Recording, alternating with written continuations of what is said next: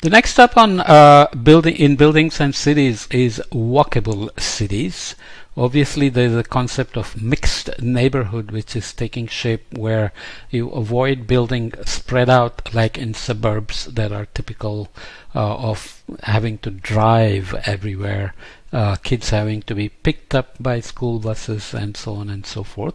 This solution results, the ranking is at number 54 by 2050 with a 2.92 gigatons of CO2 reduction potential by 30 years. The cost is too variable to be modeled, but the net savings are estimated at $3.28 trillion. I think everybody has a sense of what a walkable city is, but with this projection we saw before that by 2050 the urban population is going to grow exponentially while the rural population is going to basically plateau out. Lots of new constructions are expected, so there is the idea of making buildings net zero, but the best way to reduce driving and to make people walk, which reduces carbon footprint by 30 to 40% by some estimates, is obviously going to require planning the cities properly.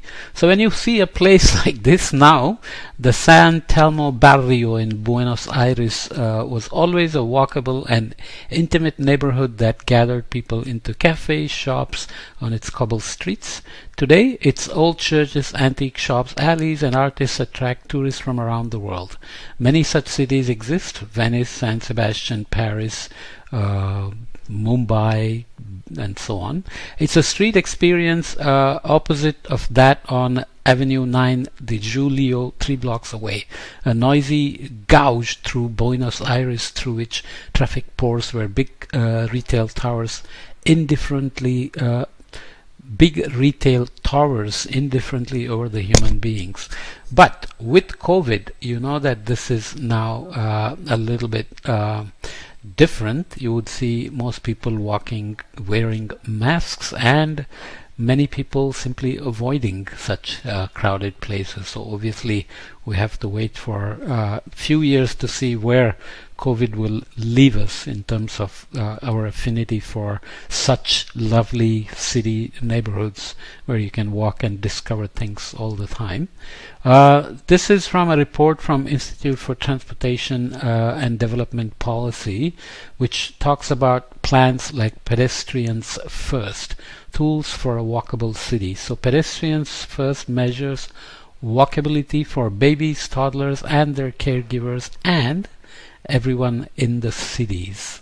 So these is new city measurements. See maps and measurements of walkability for cities around the world. Measure inclusive transit. So assess the inclusivity of a transit system. Transit connects neighborhoods, so it shouldn't be exclusive for only rich people, but especially the people who provide services in these cities should be able to come in and out on these transit systems in an affordable way as well. Examine a neighborhood, use indicators to measure neighborhood walkability in detail, and visit a street, walk a street with a checklist of design solutions for walkability. So there are details on each of these topics in the report that you can find online, and the same thing was summarized in The Guardian with a few criterion used here. So top 5 major cities by closeness to car-free places within 100 meters. Car-free places, right? Hong Kong, China tops the list. Moscow, Russia. Paris, France. Bogota, Colombia. London, UK. Bogota and Santiago and several cities in South America have some interesting stories of one or two mayors who took it on themselves to design amazing solutions for transit and access and livability and so on and so forth. So worth reading from books like Bending the Curve. I have podcasts on my channel under the course Bending the Curve as well. The second criterion, top 5 major cities by closeness to healthcare and education. within 1 kilometer. So students are imagined to be collected and trekked to school instead of buses running around and gathering students.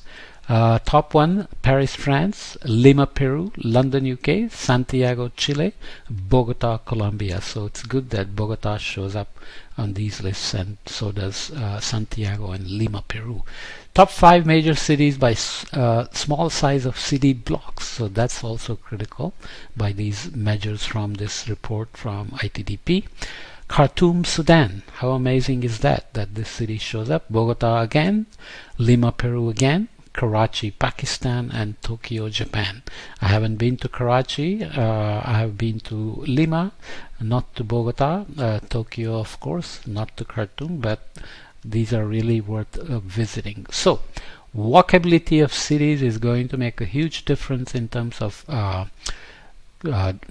contributions to drawdown. The 6 dimensions of the built environment: demand, density, design, destination, distance, and diversity are all key drivers of walkability. Our analysis focuses on population density as a proxy for walkable neighborhoods. If people are living densely in a neighborhood, that means they can find everything within walking distance.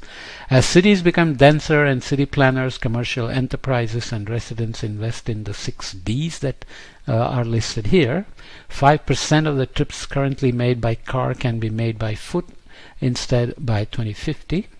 That shift could save 2.9 gigatons of in avoided carbon dioxide emissions and reduce costs associated with car ownership by $3.3 trillion.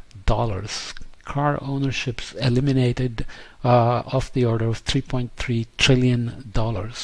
Obviously, auto industry itself has to also plan for these kind of shifts, but they are making their own plans for electric vehicles, hybrids, etc. So it all has to work together, obviously.